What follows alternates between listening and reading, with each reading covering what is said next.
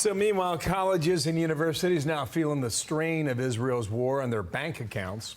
Columbia University here in New York postponing a major fundraiser as conflict on campus escalates. I want to bring in Martha MacCallum to talk about this. Good morning to you. Morning, guys. Apparently, last year they raised $30 million in 24 hours.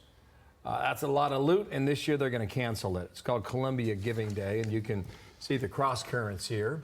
A lot of pressure from those who may have given to Columbia in the past. Yeah, I spoke to Mark Penn yesterday, and he wrote a piece yesterday about the generational difference between how people are looking at this crisis that we're seeing unfold and the horrific attack that we saw on October 7th, and now these protests that are happening across the country. And you have, sort of the leadership in these situations who have a very different view of how they look at the Middle East, because honestly, and I think quite frankly, they were educated in the dynamics that exist in the Middle East.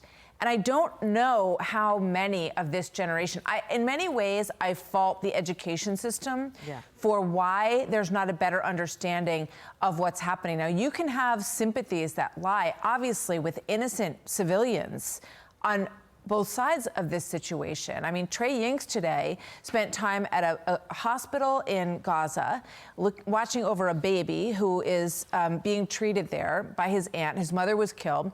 This afternoon, he's going to a hospital in Israel to see the story of patients who are in that hospital. You have to understand, and that's reporting, right? That's showing the sides of the story that exist. But I spoke with someone recently who said that when she was in college, they did a study where everybody had to take a country. Like, you're going to be Israel, you're going to be the Palestinian Authority, you're going to be Jordan, and you had to deeply understand their side of it.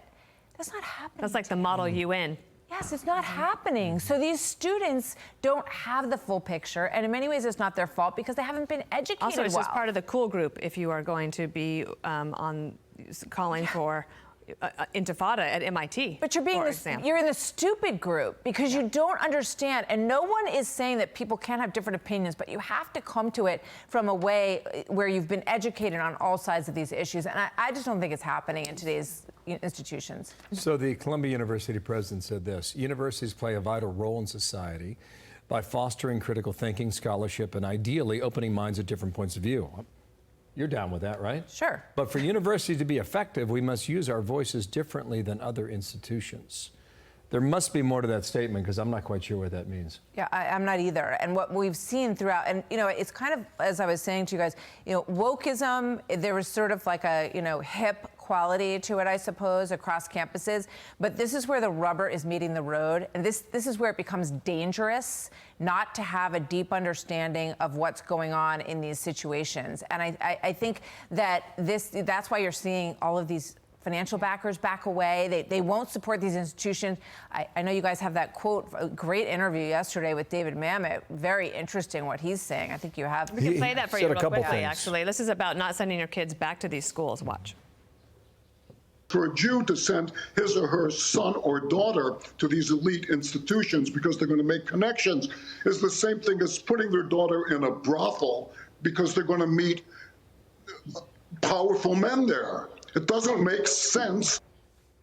So he said that. And then we just found out right before we came there in the commercial break, Brandeis University, which was founded in 1948 by U.S. Jews after the Holocaust, this week the school declined to hold Hamas responsible.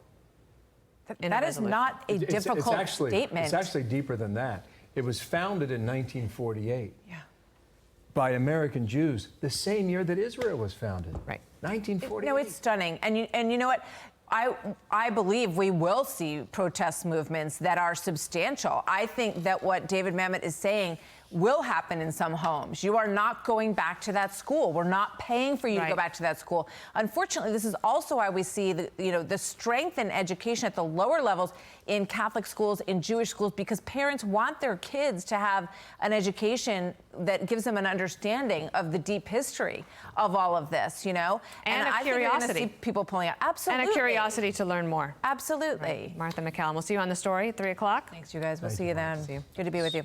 I'm Steve Ducey. I'm Brian Kilmeade. And I'm Ainsley Earhart. And click here to subscribe to the Fox News YouTube page to catch our hottest interviews and most compelling analysis.